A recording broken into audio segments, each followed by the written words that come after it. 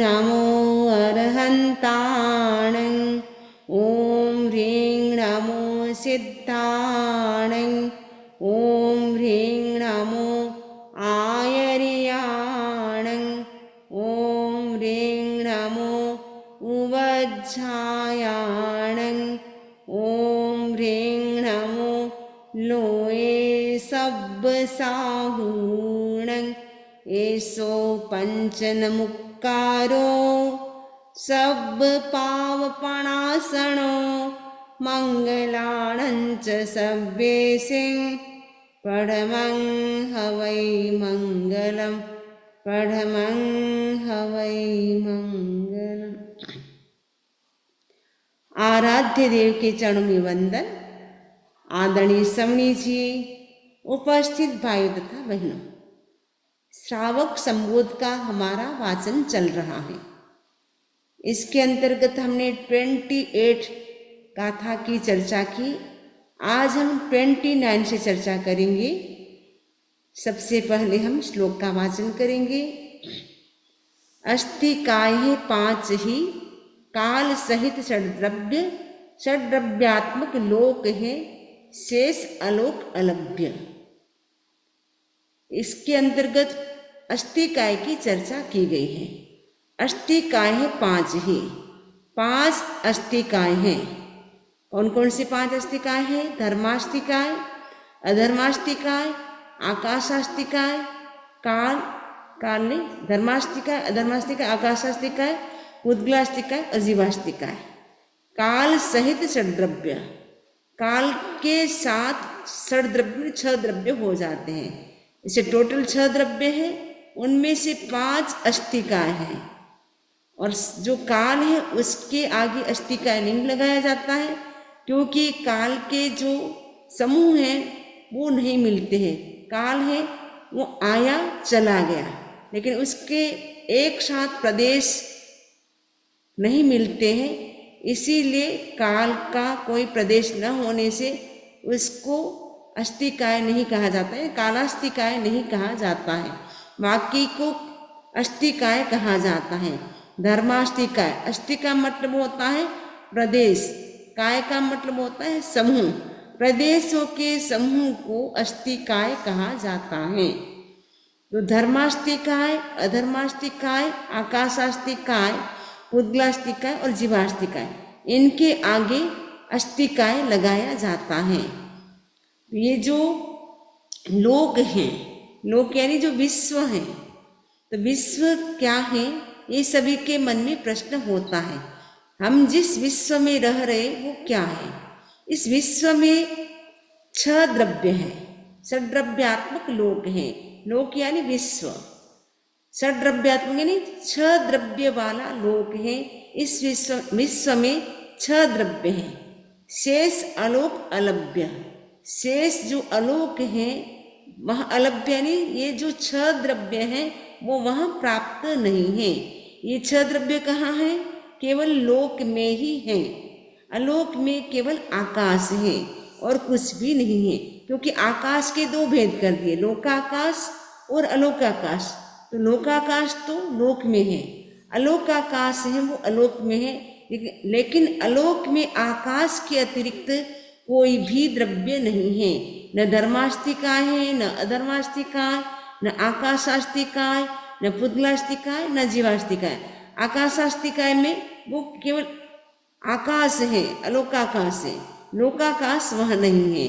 मतलब वहाँ पे जो 6 द्रव्य हैं उनमें से केवल आकाशास्थिकाय है, शेष 5 द्रव्य वहाँ नहीं है। इसीलिए उसको अलोक कहा जाता है। अस्थिकाय है 5 ही, 5 अस्थिकाय है। और काल को यदि हम मिलाते हैं तो 6 द्रव्य हो जाते हैं। इस लोक में 6 द्रव्य है, शेष अलोक अलभ्य, अलोक में कोई भी द्रव्य वहाँ नहीं है। इसीलिए इसको अलोकाकाश कहा जाता है। जो धर्मास्थिकाय है वो क्या है, उसकी आगे डेफिनेशन बता रहे हैं। गति में सहायक, गति में साधक धर्मास्थिकाय, ये अधर्मास्ति स्थिति सहयोगी अवकाशद आकाशास्थिकाय, जड़ चेतन सबके उपयोगी। यह पुद्गलास्ति जो दृश्य जगत चेतना युक्त जीवास्तिकाय, समझे तत्वज्ञ सुधि श्रावक गहराई से पंचास्तिकाय। तो पंचास्तिकाय है, उनको क्या करना है, गहराई से यानी डीपली उसको समझना है। कौन समझे, सुधि श्रावक, सुधि यानी बुद्धिमान, और श्रावक कैसा है, तत्वज्ञ है, और जो सुधि यानी बुद्धिमान है वो श्रावक क्या करे, गहराई से पंचास्तिकाय को समझे, यानी डीपली पंचास्तिकाय का नॉलेज करे, क्योंकि पंचास्तिकाय का नॉलेज करना भी एक श्रावक को जरूरी होता है। तो गति में साधक धर्मास्तिकाय, ये धर्मास्तिकाय क्या है, इसकी डेफिनेशन दी जा रही है कि धर्मास्तिकाय है वो क्या करता है, जो हम मोमेंट करते हैं उसमें साधक यानी वो सपोर्ट करता है, जीव और पुद्गल, क्योंकि 6 द्रव्य में गतिशील कौन है, जीव और पुद्गल, 2 ही द्रव्य मोमेंट कर सकते, गति कर सकते हैं, शेष कोई भी द्रव्य गति नहीं कर सकते हैं। तो धर्मास्तिकाय सपोर्ट किसको करता है, जीव और पुद्गल, जो भी मोमेंट करेंगे जीव और पुद्गल उनको वो सपोर्ट करेगा। हम जो भी चलते हैं, बोलते हैं, खाते हैं, पीते हैं, वो किसके सपोर्ट से हम कर रहे हैं, धर्मास्तिकाय के सपोर्ट से हम बोल सकते हैं, धर्मास्तिकाय के सपोर्ट से हम चल सकते हैं, धर्मास्तिकाय के सपोर्ट से हम इधर उधर दौड़ सकते हैं, भाग सकते हैं। वो धर्मास्तिकाय सपोर्ट करता है तब हम मूवमेंट करते हैं। लेकिन धर्मास्तिकाय हमें ये नहीं कहता है कि तुम मूवमेंट करो, गति करो, मैं सपोर्ट करूँगा। यदि हम गति करेंगे, मूवमेंट करेंगे तो धर्मास्तिकाय हमें सपोर्ट करेगा। उनका मतलब वो तटस्थ भाव से करता है, मध्यस्थ भाव से करता है। उसको कुछ मतलब नहीं है कि हम गति करें कि ना करें, अगर हम करेंगे तो वो जरूर सपोर्ट करेगा। जैसे एग्जाम्पल आता है, जो मछलियाँ होती हैं वो पानी में चलती हैं, तैरती हैं, तो पानी नहीं कहता है कि तुम चलो मछली को, लेकिन मछली जब चलती है पानी के अंदर तो पानी क्या करता है, तैरने में, चलने में सपोर्ट करता है। वैसे ही धर्मास्तिकाय हमें ये नहीं कहता है कि तुम चलो, जीव और पुद्गल को नहीं कहता है तुम मूवमेंट करो, लेकिन हम मूवमेंट करेंगे तो वो सपोर्ट करेगा। तो धर्मास्तिकाय क्या है, जीव और पुद्गल की गति में सपोर्ट करने वाला द्रव्य है। अधर्मास्तिकाय क्या है, ये अधर्मास्ति स्थिति सहयोगी। जो अधर्मास्तिकाय है, स्थिति यानी जो हम स्थिर रहते हैं, स्थिरता के जो भी हम काम करते हैं उसमें सहयोग यानी सपोर्ट करने वाला है अधर्मास्तिकाय।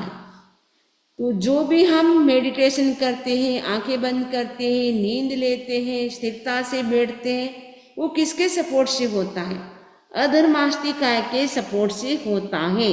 यदि अधर्मास्तिकाय सपोर्ट न करे, हम नींद भी नहीं ले पाएंगे, आंखें भी बंद नहीं कर पाएंगे, हम मेडिटेशन भी नहीं कर पाएंगे। तो अधर्मास्तिकाय हमें स्थिर रहने में सपोर्ट करता है। जैसे फॉर एग्जाम्पल, जैसे एक वृक्ष है, छायादार वृक्ष है, एक कोई जो पथिक है तो वो जा रहा है, कोई व्यक्ति है वो जा रहा है, तो चलते चलते उसको धूप लग रही थी, तो उसको लगा कि ये वृक्ष है, इसके नीचे में छाया में थोड़ी देर विश्राम कर सकता हूँ, रेस्ट ले सकता हूँ। तो रेस्ट लेने के लिए वो वृक्ष के नीचे आता है, उसको वो एकदम ठंडी छाया मिलती है। तो वृक्ष ये नहीं कहता है कि तुम रुको और मैं तुमको छाया दूंगा, लेकिन जब वो राहगीर, वो व्यक्ति जब वृक्ष के नीचे आया तो वृक्ष ने उसको छाया दी, वो स्थिर हो गया, छाया दी। वैसे अधर्मास्तिकाय जीव और पुद्गल को ये नहीं कहता कि तुम स्थिर हो जाओ, मैं तुम्हें सपोर्ट करूँगा। यदि हम स्थिर होते हैं तो अधर्मास्तिकाय सपोर्ट करता है। अवकाशद आकाशास्तिकाय, आकाशास्तिकाय क्या करता है, जीव और पुद्गल जो भी रहते हैं उनको क्या करता है, स्थान देता है, प्लेस देता है रहने के लिए। यदि आकाशास्तिकाय हमें प्लेस न दे बैठने के लिए, सोने के लिए, हम बैठ भी नहीं सकते, सो भी नहीं सकते हैं, क्योंकि हमें भी बैठने के लिए अवकाश यानी स्थान चाहिए। आकाशास्तिकाय हमें सपोर्ट करता है जो भी हमें स्थान मिलता है सोने का बैठने का, वो आकाश शास्त्रिकाय हमें क्या करता है, स्थान देता है। जड़ चेतन सबके उपयोगी, ये जो धर्मास्तिकाय, अधर्मास्तिकाय, आकाशास्तिकाय, ये तीनों ही जो चाहे पदार्थ जड़ है चाहे चेतन है, सबके लिए यूजफुल है, क्योंकि इन तीनों द्रव्यों के बिना हमारा काम भी नहीं हो सकता है। मूवमेंट करेंगे तो धर्मास्तिकाय का सपोर्ट चाहिए, यदि हम स्थिर रहते हैं उसके लिए अधर्मास्तिकाय का सपोर्ट चाहिए, और हमें बैठने के लिए सोने के लिए स्थान चाहिए, हमें आकाश सपोर्ट करता है, इसीलिए हम सो सकते हैं, बैठ सकते हैं। यदि आकाश हमें स्थान न दे बैठने के लिए तो हम बैठ नहीं सकते हैं। जो आप आकाश देखते हैं, स्काई देखते हैं, वो तो एक प्रकार के पुद्गल है, रजकण है, रियल में वो आकाश नहीं है। जो हम बैठते हैं हमें स्थान देता है वो आकाश होता है। वह पुद्गलास्थि जो दृश्य जगत, जो पुद्गलास्थि यानी जो पुद्गलास्तिकाय है वो क्या है, दृश्य में यानी हमें विजिबल है, बाकी हमें कोई विजिबल नहीं है। धर्मास्तिकाय हमें कोई विजिबल नहीं है, अधर्मास्तिकाय भी नहीं है, आकाशास्तिकाय भी विजिबल नहीं है, लेकिन जो पुद्गलास्तिकाय है वो विजिबल है। वो जगत यानी संसार में वो हमें क्या करता है, दिखाई देता है, दृश्य है, क्योंकि जो भी संसार में जितने भी मेटीरियल्स हैं वो क्या है, पुद्गल हैं। वो जो भी पदार्थ है मटेरियल वो हमें दिखाई देता है, वो सब पुद्गल हैं। पुद्गल का लक्षण क्या है, जिसमें स्पर्श, रस, गंध और वर्ण होता है वो पुद्गलास्तिकाय होता है। स्पर्श यानी पुद्गल का कोई न कोई स्पर्श यानी टच होगा, रस यानी टेस्ट कोई नहीं कोई होगा, स्मेल कोई नहीं कोई होगी, स्पर्श, रस, गंध और वर्ण यानी कलर कोई नहीं कोई होगा। जिसकी ये चार लक्षण होते हैं वो पुद्गलास्तिकाय होता है। चेतना युक्त जीवास्तिकाय, जीवास्तिकाय क्या है, जिसमें चेतना होती है वो जीवास्तिकाय होता है।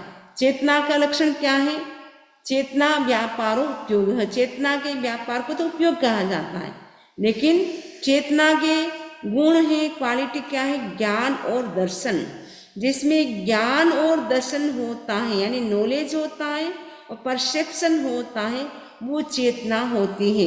वो ऐसी जो ज्ञान दर्शनात्मक जो प्रवृत्ति होती है जीव की, वो जीवास्तिकाय होता है। जिसमें भी ज्ञान है, जिसमें भी दर्शन है, परसेप्शन की क्षमता है, ज्ञान नॉलेज कर सकता है, वह होता है जीव। अजीव में न ज्ञान होता है न दर्शन होता है, वो जीव में ही होता है।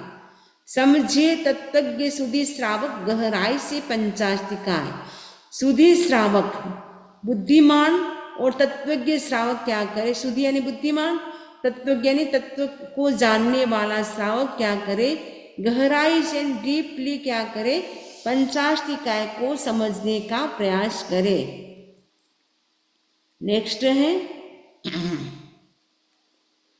अस्तिकाय अस्तित्व विवेचक सूत्र भगवती में व्याख्यान। श्रीमद्दुख की हुई प्रशंसा, सुने पड़े इतिहास महान। अस्तिकाय अस्तित्व विवेचक सूत्र भगवती में व्याख्यान। श्रीमद्दुख की हुई प्रशंसा, सुने पड़े इतिहास महान। अभी हमारी चर्चा चल रही थी अस्तिकाय की। धर्मास्तिकाय, अधर्मास्तिकाय, आकाशास्तिकाय, पुद्गलास्तिकाय, जीवास्तिकाय, ये पंचास्तिकाय। तो पंचास्तिकाय की हमारी चर्चा चल रही है, क्योंकि ये जो लोक हैं पंचास्तिकाय मयो लोक। भगवती सूत्र में डेफिनेशन आई हुई लोक की। लोक यानी विश्व किसे कहा जाता है, जहाँ 5 अस्तिकाय हो उसे लोक कहा जाता है। दूसरी डेफिनेशन है जीवाचिव अजीवाचिव। जहाँ जीव होते हैं, जहाँ अजीव होते हैं, उसे लोक कहा जाता है। और ये जो काल द्रव्य है उसका तो बहुत बाद में आया, क्योंकि भगवती सूत्र में पंचास्तिकाय को ही लोक कहा गया है, या जीव और अजीव जहाँ होते हैं उसको ही लोक कहा गया है।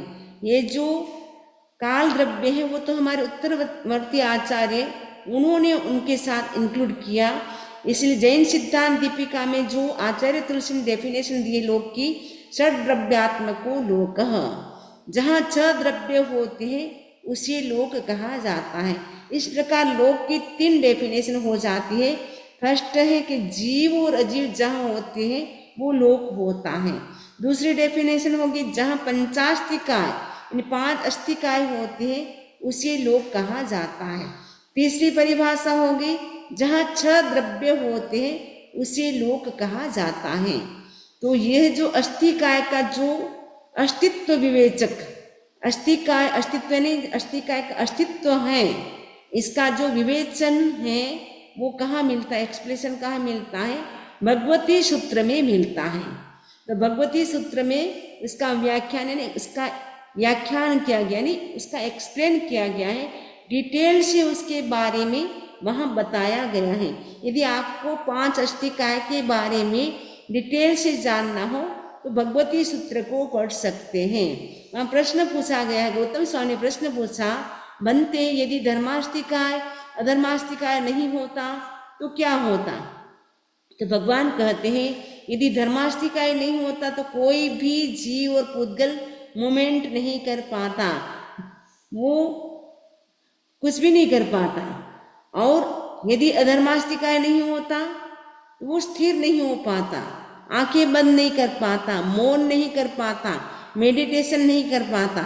इसलिए धर्मास्तिकाय अधर्मास्तिकाय दोनों का सपोर्ट चाहिए। और यह एक ही द्रव्य है, पूरा अखंड द्रव्य है। पूरे लोक में एक ही धर्मास्तिकाय एक ही अधर्मास्तिकाय है। आकाशास्तिकाय के 2 भाग कर दिए, लेकिन धर्मास्तिकाय और अधर्मास्तिकाय एक अखंड द्रव्य है। वो कहाँ तक है? जहाँ तक लोक है वहाँ तक धर्मास्तिकाय अधर्मास्तिकाय है। अलोक में धर्मास्तिकाय अधर्मास्तिकाय नहीं है। ये जैन दर्शन में भगवान ने ये विशेष हमें बताया है, बाकी कहीं ऐसा हमें वर्णन नहीं मिलता है। तो अस्तिकाय का जो विवेचन है वो भगवती सूत्र में मिलता है। श्री मद्दुक की हुई प्रशंसा सुने पड़े इतिहास महान। जो मद्दुक जो श्रमणोपासक था वो राजगृह में रहने वाला था। तो भगवान महावीर स्वामी का आगमन भी राजगृह नगरी में होता है। तो राजगृह नगरी में जो दूसरे संप्रदाय वाले यानी अन्य धर्म को मानने वाले, यानी जैन धर्म को नहीं मानने वाले, अन्य धर्म को मानने वाले जो अन्य युतिक लोग थे, तो कालोदाई था, शिवोदाई था, वो खुश जो अन्य युतिक थे, उन्होंने भगवान महावीर स्वामी ने पंचास्तिकाय की चर्चा की है, वो सुना।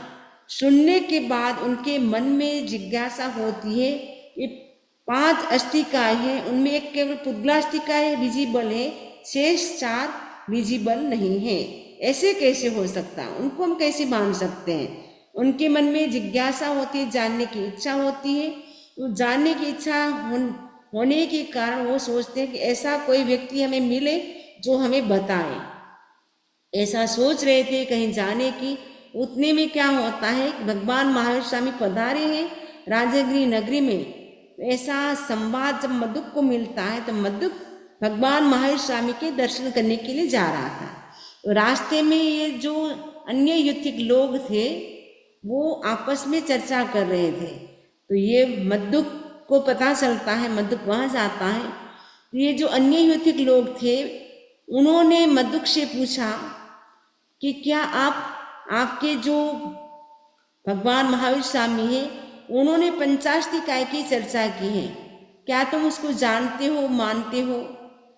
मद्दुक कहता है मैं जो कार्य करता है या नहीं करता उसके आधार पे जानता मानता हूँ, ऐसे मैं नहीं जानता हूँ।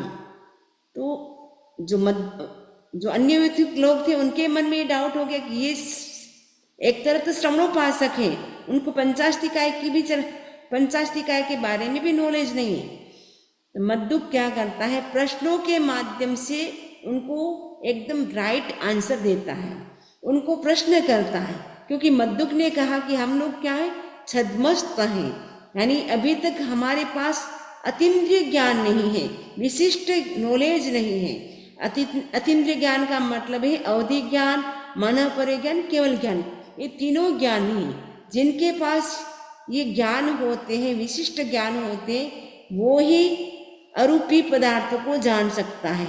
इंद्रियों के माध्यम से तो हम विजिबल जो पदार्थ होते हैं उनको ही हम देख सकते हैं, जो पदार्थ होते हैं उनको हम देख सकते हैं इंद्रियों के माध्यम से।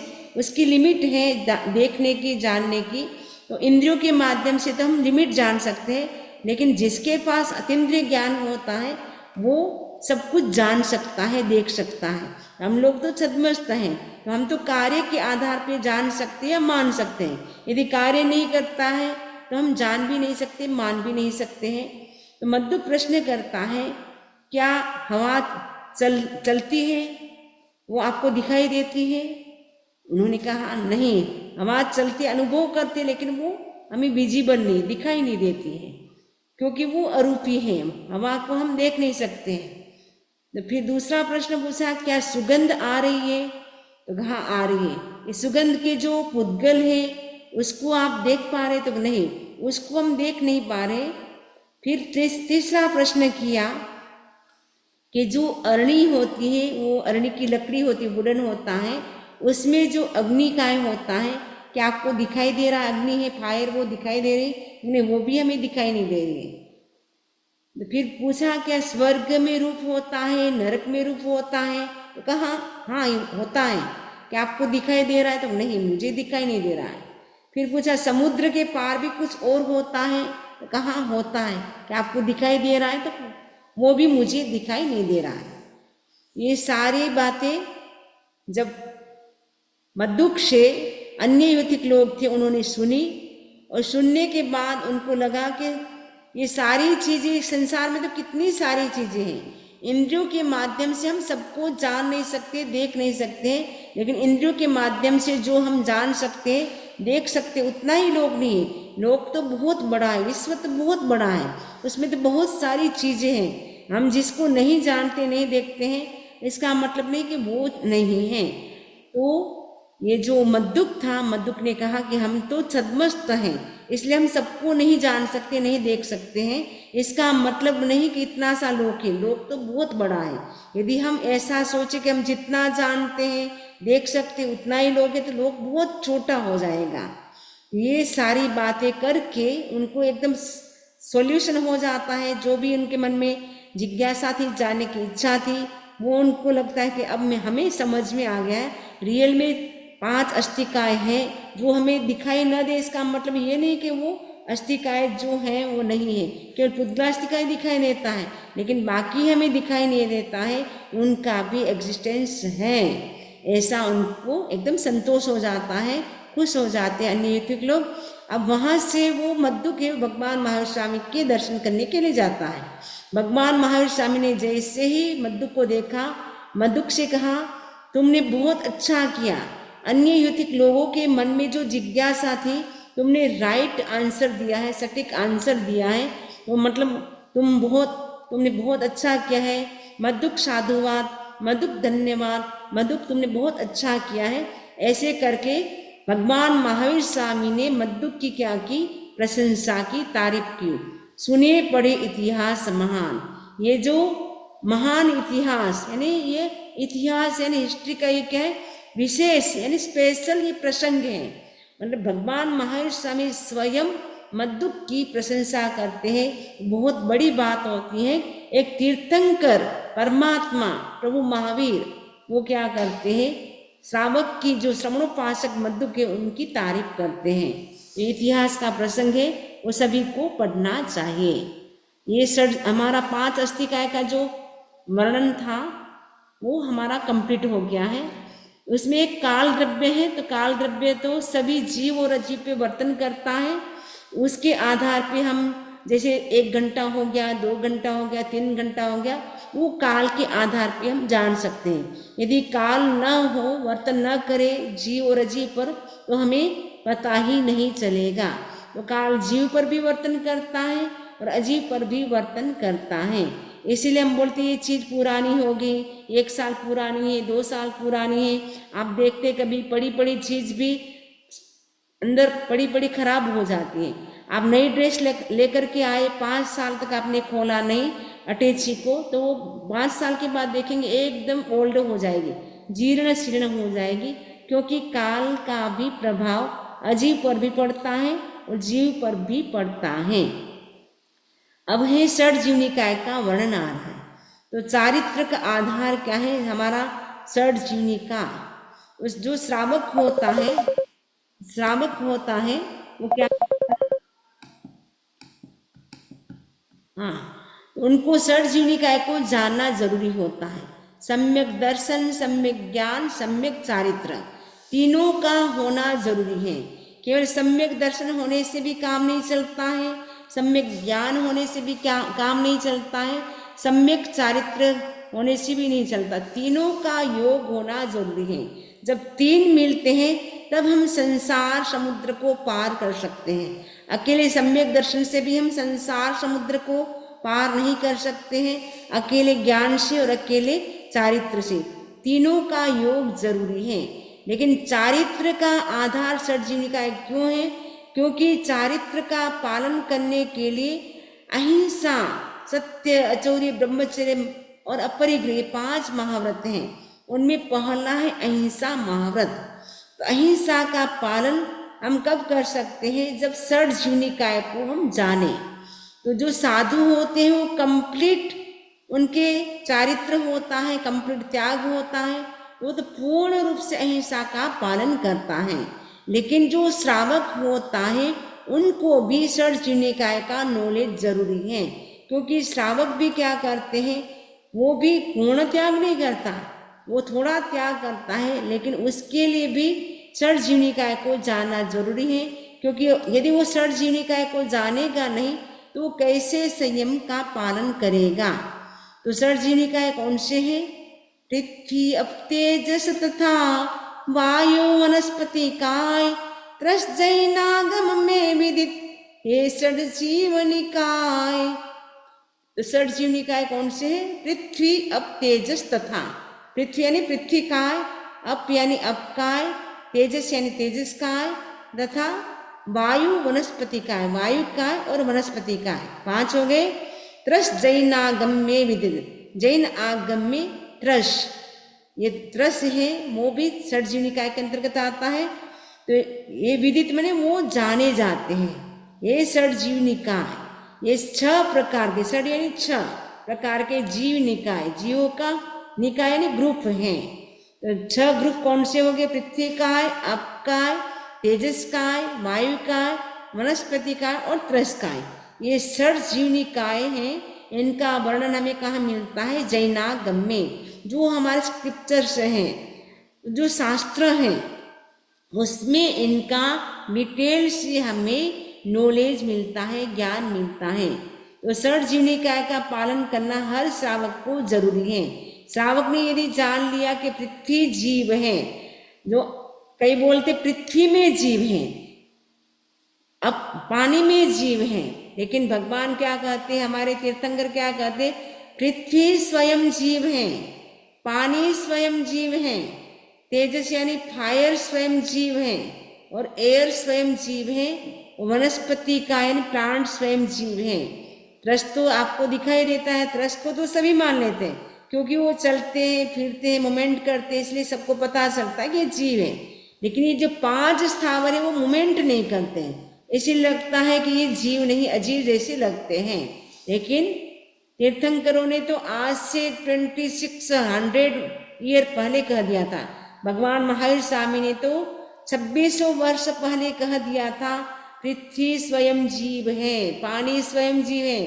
पृथ्वी की छोटी सी डली, छोटा सा टुकड़ा, छोटा सा पीस, उसमें भी असंख्य जीव होता है। उसको हम काउंट नहीं कर सकते, इनकाउंटेबल, अनकाउंटेबल इतने जीव होते हैं। पृथ्वी की एक छोटी सी टुकड़ी, छोटा सा पीस, उसमें भी असंख्य जीव होते हैं। और पानी की एक ड्रॉप, उसमें भी असंख्य जीव होता है। आज तो वैज्ञानिक भी सिद्ध कर रहे हैं, जो पृथ्वी का की छोटी सी एक चम्मच मिट्टी में भी उन्होंने 5 से 6 अरब जीव बता दिए, यानी मिलियन, 5 to 6 मिलियन जीव हैं, ऐसा उन्होंने भी सर्च कर लिया है।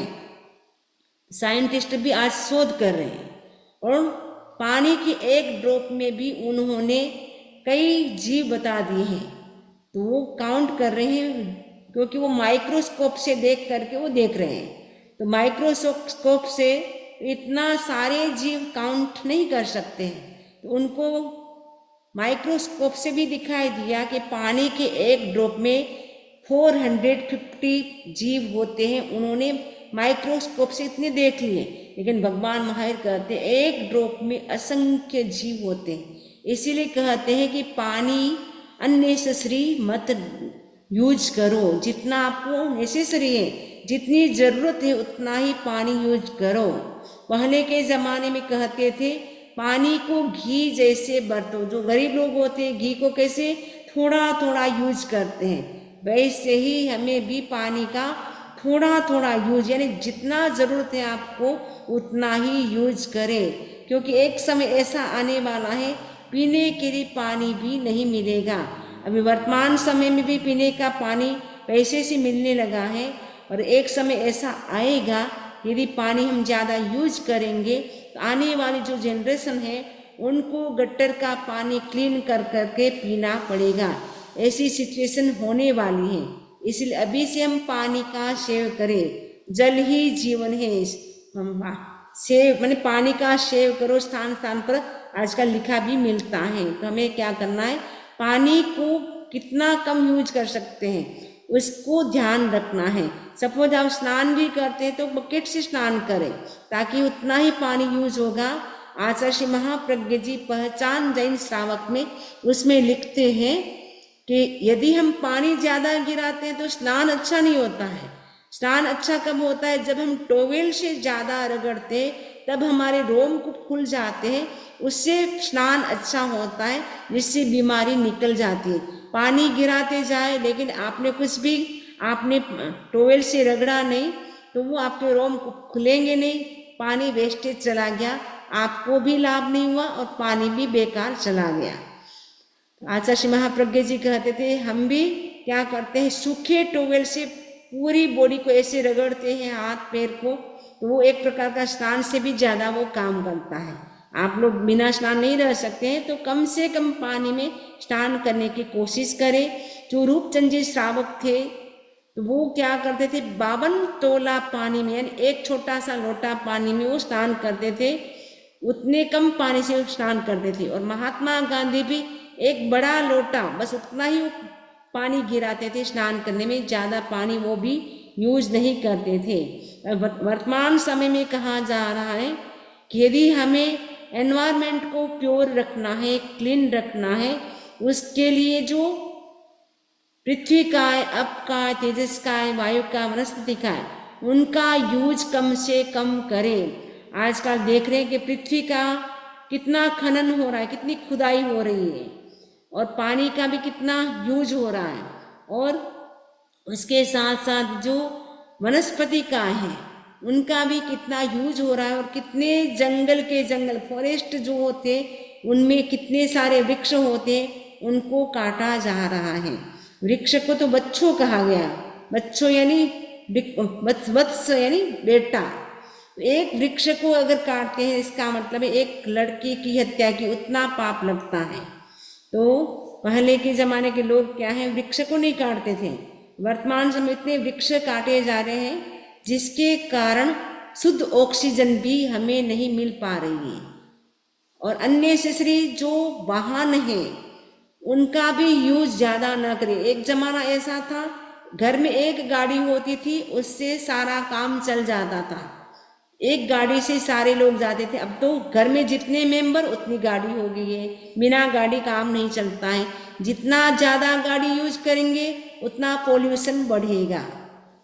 और पहले के ज़माने में एक पंखे के नीचे घर के सारे लोग सोते थे, अब तो हर कमरे में हर व्यक्ति को सेपरेट फैन चाहिए, सेपरेट एसी चाहिए। उससे अननेसेसरी कितनी हम वायु काय के जीवों की हिंसा करते हैं। आपके घर में जो बिजली लाइट जो भी चलती है उसका भी जितना ज़रूरत उतना यूज करें, अननेसेसरी यूज ना करें। तो यदि हम पानी की रक्षा करते हैं, प्लांट की रक्षा करते हैं, वायु का है, पृथ्वी का है, सबकी रक्षा करते हैं तो एनवायरनमेंट अपने आप क्लीन होने लगेगा। वर्तमान समय कितना पोल्यूशन बढ़ता जा रहा है। यहाँ तो अमेरिका में इतना नहीं है, लेकिन आप कभी जाए दिल्ली, आपको देखेंगे दिल्ली में कितना पोल्यूशन बढ़ता जा रहा है, क्योंकि वहाँ लोग भी ज़्यादा हैं और भाग दौड़ ज़्यादा है, प्लस वाहन भी बहुत ज़्यादा चलते हैं, जिसके कारण इतना धुआं और फैक्ट्रियाँ भी चलती हैं, इतना स्मोक वहाँ होता है, एकदम कपड़े भी इतने काले हो जाते हैं वहाँ पे। वो पोल्यूशन क्यों बढ़ रहा है? क्योंकि अननेसेसरी सब चीज़ों का यूज कर रहे हैं। यदि हमें एनवायरनमेंट को सुरक्षित रखना है, बचाना है, तो ये जो षड जीविकाएँ हैं उनको समझना ज़रूरी है। तो भगवान ने तो पहले कहा था इन सब की रक्षा करो, आज वैज्ञानिक कह रहे हैं, उन्होंने प्रूव कर दिया, इसलिए आज लोग मान रहे हैं कि हाँ इनकी हमें रक्षा करनी चाहिए। तो वनस्पति भी जीव हैं, उस बात को भी जगदीश चंद्र बसु ने भी प्रूव कर दिया है कि वनस्पति भी जीव हैं। वनस्पति में जीव होते वो अलग चीज़ है, लेकिन वनस्पति स्वयं जीव हैं, तो उन सब की हमें रक्षा करनी है। तो ये षड जीविकाएँ हैं, उनकी रक्षा हर श्रावक को करनी चाहिए। अब जो खाने पीने में डे टू डे लाइफ में आप किचन का काम करते हैं, क्लीनिंग का काम करते हैं, तो जितना आपको ज़रूरत है उतना आप यूज करें, क्योंकि आप श्रावक हैं, साधु नहीं हैं, तो बिना यूज करे काम नहीं चलेगा। यदि आप पानी का यूज नहीं करेंगे तो काम नहीं चलेगा, क्योंकि आपको रसोई बनानी है। रसोई बनाने के लिए आपको पानी भी चाहिए, वनस्पति भी चाहिए, नमक और पृथ्वी का हो गया वो भी चाहिए, तेजस अग्नि भी चाहिए, और उसके साथ साथ वायु भी जरूरत होती है। यानी पांचों स्थावर जीविकाएँ की हिंसा के बिना श्रावक काम नहीं चल सकता है श्रावक का। यदि श्रावक कहे कि मुझे तो पाप लगेगा, मैं तो रसोई नहीं बनाऊंगा, मैं तो क्लीनिंग नहीं करूंगा, तो अगर वो ऐसा सोचेगा तो काम नहीं चलेगा। काम तो उनको करना पड़ेगा, किचन का काम, क्लीनिंग का काम करना पड़ेगा, उसमें जीवों की हिंसा होगी, लेकिन अननेसेसरी नहीं करना है। करते समय चिंतन करे क्या करूं, मुझे करना पड़ रहा है, मेरी मजबूरी है, मुझे स्नान करना पड़ रहा है, मेरी मजबूरी है, मुझे किचन का काम करना पड़ रहा है, मेरी मजबूरी है कि मुझे वनस्पति फल फ्रूट को सुधारना पड़ रहा है। तो मजबूरी सोचे, अंदर से खुशी नहीं होनी चाहिए कि रसोई करते समय मजबूरी सोच करके करे, क्योंकि उनकी आत्मा भी हमारे जैसी है। ऐसा चिंतन करे मेरी मजबूरी है तो मुझे ऐसा करना पड़ रहा है। कई लोग ऐसे होते हैं कि जब पहले के ज़माने के लोग दातुन से मंजन करते थे, तो दातुन से मंजन करते तो दातुन के वृक्ष के पास जाते और पहले उनसे क्षमा याचना करते, हमें क्षमा कर दो, हम नहीं चाहते आपको काटना, लेकिन हमारी मजबूरी है, क्योंकि हमें दतोन चाहिए दतोन करने के लिए, उसके बिना हमारा काम नहीं चलता। आजकल तो पेस्ट करते, पहले के ज़माने के लोग दतोन करते थे, तो नीम की जो होती है टहनी ब्रांच छोटी सी, वो लकड़ी जैसी होती थी, लंबी लंबी, दतोन हमारे टाइम भी था, हमने भी किया है, दतोन करते थे। वो लोग क्या करते थे, पहले के लोग क्या करते थे, वृक्ष के पास जाते, उसे क्षमा याचना करते और फिर बोलते मेरी मजबूरी है इसलिए मुझे ये काम करना पड़ रहा है, काटना पड़ रहा है, तुम्हारी टहनी ब्रांच मुझे तोड़नी पड़ रही है, ऐसा चिंतन करके वो करते थे। इसलिए वो अननेसेसरी कोई भी चीज़ यूज नहीं करते थे, जितना ज़रूरत होता था उतना ही वो यूज करते थे। तो वर्तमान समय में तो बहुत ज़रूरी है, क्योंकि पर्यावरण प्रदूषण यानी एनवायरनमेंट इतना प्रदूषित, पोल्यूशन होता जा रहा है। तो आज यदि हम इन षड जीविकाएँ की रक्षा करेंगे तो हमारा जो पर्यावरण का जो पर्यावरण पोल्यूशन जो बढ़ता जा रहा है वो भी क्या है, क्लीन हो सकता है। जब कोविड आया था तब बहुत कम लोग बाहर जाते थे, जिससे पोल्यूशन कम हो गया, जिसके कारण काफ़ी पर्यावरण था वो अच्छा हो गया था, लेकिन वापस वैसा ही होता जा रहा है। तो ज़रूरत है कि हर व्यक्ति सोचे कि हम अपनी ओर से पर्यावरण की रक्षा करेंगे। ये षड जीविकाएँ का सिद्धांत श्रावक को इसीलिए जानना जरूरी है, क्योंकि उनमें भी हमारी जैसी आत्मा है, इसलिए अननेसेसरी हम इन जीवों को कष्ट न पहुंचाए।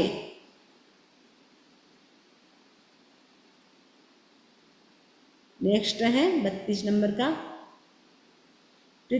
हाँ ये तो हो गया हमारा 33। न्यूनतम नौ तत्ववेद्या का सहज संज्ञान हो, और सम्यक दृष्टि सम्यक ज्ञान का संधान हो। बिना प्रत्याख्यान श्रावक भूमि में कैसे बढ़े, बिना अक्षर ज्ञान जीवन ग्रंथ को कैसे पढ़े। न्यूनतम नवतत्व विद्या का सहज संज्ञान हो। ये जो न्यूनतम यानी कम से कम, मिनिमम कितना ज्ञान होना चाहिए सबको, नवतत्व विद्या का सहज ही संज्ञान यानी ज्ञान होना चाहिए। नवतत्व का तो हर व्यक्ति को, हर श्रावक को ज्ञान होना चाहिए, क्योंकि बिना नवतत्व को जाने हम सम्यक दर्शन को भी प्राप्त नहीं कर सकते हैं। तो सम्यक दर्शन की प्राप्ति के लिए भी नव तत्व की जानकारी जरूरी है। नव तत्व की चर्चा पीछे आ चुकी थी। जीव, अजीव, पुण्य, पाप, आश्रव, संवर, निर्जरा, बंध और मोक्ष, ये नव तत्व हैं। नव तत्व का ज्ञान सभी को जानना जरूरी है। ज्ञान क्यों चाहिए? क्योंकि ज्ञान के बिना हम रक्षा किसकी करेंगे, किसकी दया करेंगे। इसलिए 10वें कालिक सूत्र में कहा है, पढ़मम नाणम तो दया। पहले ज्ञान करो, फिर अप्लाई करो। यदि ज्ञान ही नहीं है, नॉलेज ही नहीं है, तो अप्लाई किस चीज की करेंगे?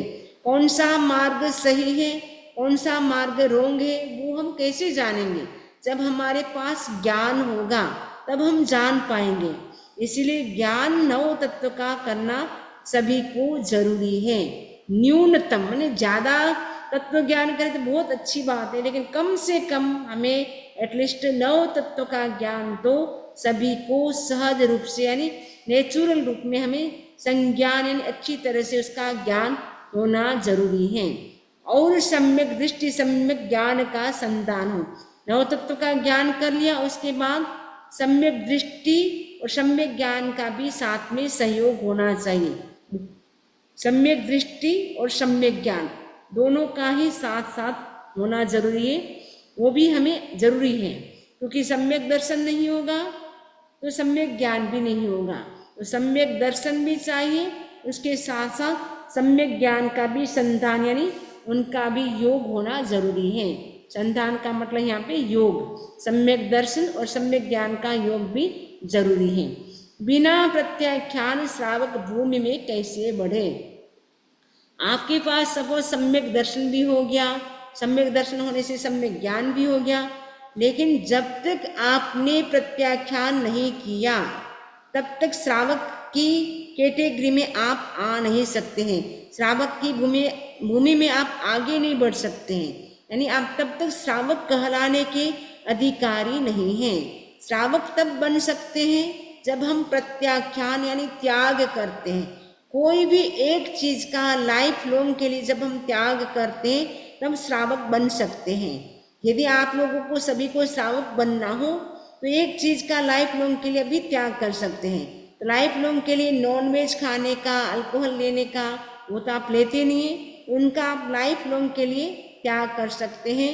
अगर अभी करना हो तो आप हाथ जोड़ सकते हैं कि लाइफ लॉन्ग के लिए हम नॉन वेज नहीं खाएंगे, लाइफ लॉन्ग के लिए हम अल्कोहल का यूज नहीं करेंगे, हमें लाइफ लॉन्ग के लिए त्याग है। तो अगर आपने एक त्याग कर लिया तो आप श्रावक की कैटेगरी में आ गए। जब तक पूरा कंप्लीट त्याग नहीं करते लाइफ लॉन्ग के लिए एक चीज का, तब तक श्रावक हम नहीं बन सकते हैं। तो बिना प्रत्याख्यान श्रावक भूमि में कैसे बढ़े। बिना प्रत्याख्यान यानी बिना त्याग के हम श्रावक की भूमि में यानी श्रावक की भूमिका में आगे नहीं बढ़ सकते हैं, यानी श्रावक नहीं बन सकते हैं। बिना अक्षर ज्ञान जीवन ग्रंथ को कैसे पढ़े। यदि हमें अक्षर ज्ञान नहीं है, हम पढ़े लिखे नहीं है, तो हम जो जीवन से संबंधित जो ग्रंथ हैं यानी जो बुक हैं उनको हम कैसे पढ़ेंगे, क्योंकि अक्षर ज्ञान के बिना हम बुक भी नहीं पढ़ सकते हैं। वैसे ही त्याग के बिना हम श्रावक भी नहीं बन सकते, श्रावक की कैटेगरी में नहीं आ सकते हैं। यदि हमें श्रावक की कैटेगरी में आना है तो हमें क्या चाहिए, त्याग करना चाहिए। तो 12 व्रती श्रावक को तो आप तब कहलाएंगे जब आप 12 व्रतों को स्वीकार करेंगे, तो तब आप 12 व्रती श्रावक कहलाएंगे। भगवान महावीर स्वामी के भी कितने श्रावक थे, 1,69,000 श्रावक थे। फॉलोवर्स तो बहुत थे, उनकी तो कोई काउंटिंग ही नहीं है। एक होता है फॉलोवर्स, एक होता है श्रावक। फॉलोवर्स यानी अनुयायी जो होता है, अनुयायी वो क्या करता है, पीछे पीछे चलता है। लेकिन जो श्रावक होता है वो व्रतों को ग्रहण करता है, इसलिए वो श्रावक होता है। तो श्रावक की काउंटिंग की गई है कि भगवान महावीर स्वामी के 59,000 उनके श्रावक थे। और श्राविकाएं कितनी थी? 3,18,000 तो उनके श्राविकाएं थे। जिन्होंने 12 व्रतों को स्वीकार किया उनकी काउंटिंग है। फॉलोवर्स तो बहुत उनके थे भगवान महावीर स्वामी के, और उनमें भी प्रमुख श्रावक कितने थे? प्रमुख श्रावक 10 थे, जिसकी चर्चा आगे आने वाली है। कहने का मतलब है कि जिसने त्याग किया वो सब श्रावक कहलाए, बिना त्याग वाले तो फॉलोवर्स से कहलाए।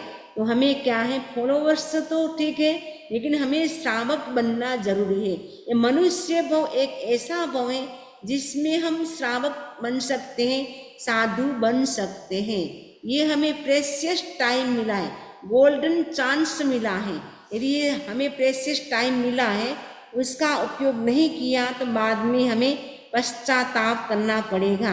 तो मनुष्य भव भी मिला, हमने किया क्या? कुछ भी नहीं किया, खाली हाथ आए थे, वैसे ही खाली हाथ चल पड़े। हम कुछ भी यहाँ नहीं किया।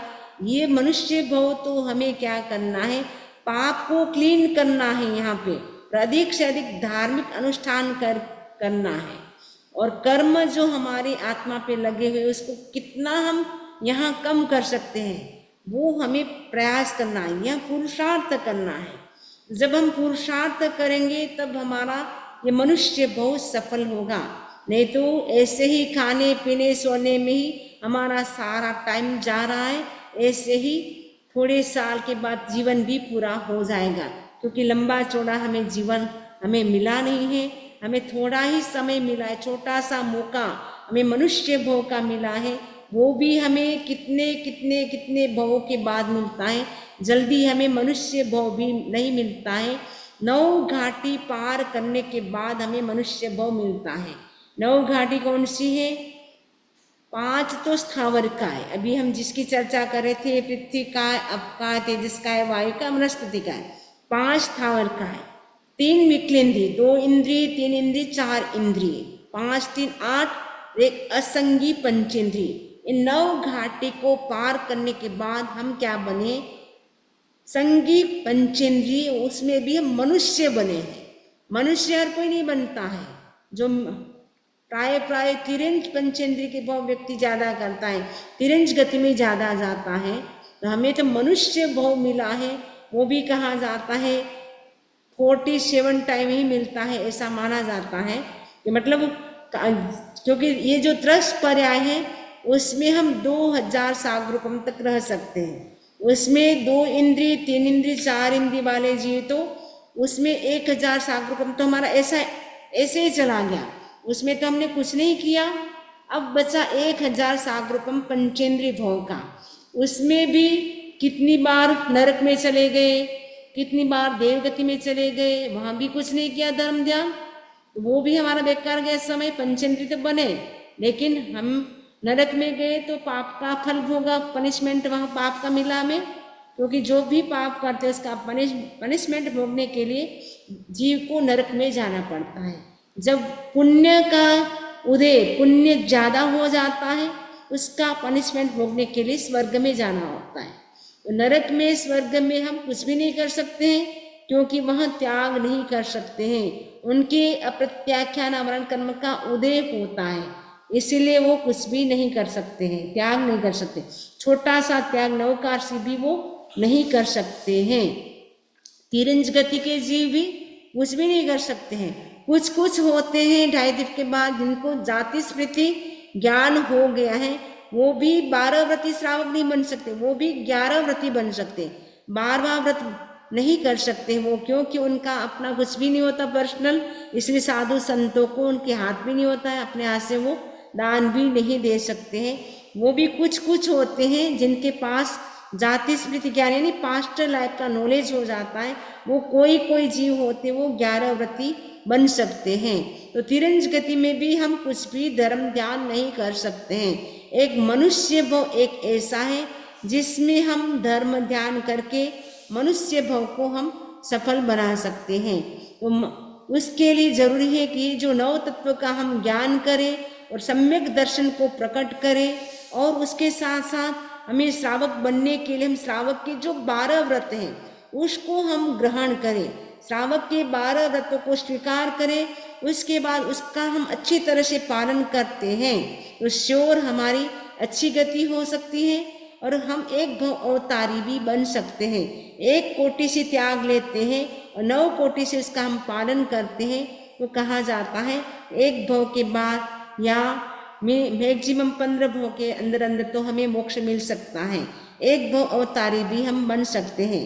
आनंद आदि जो 10 श्रावक थे उन्होंने श्रावक के 12 व्रतों का पालन किया और अच्छी तरह से पालन किया, जिसके कारण अभी सभी के सभी स्वर्ग में हैं।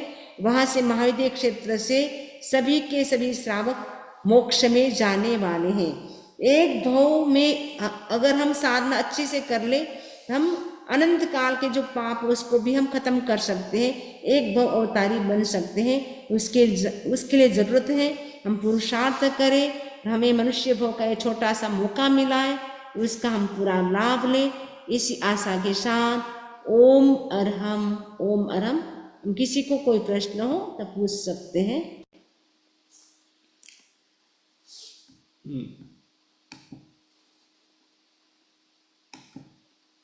अनम्यूट करती हूँ।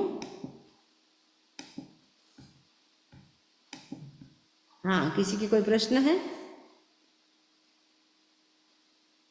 अनम्यूट तो शायद नहीं करते हैं।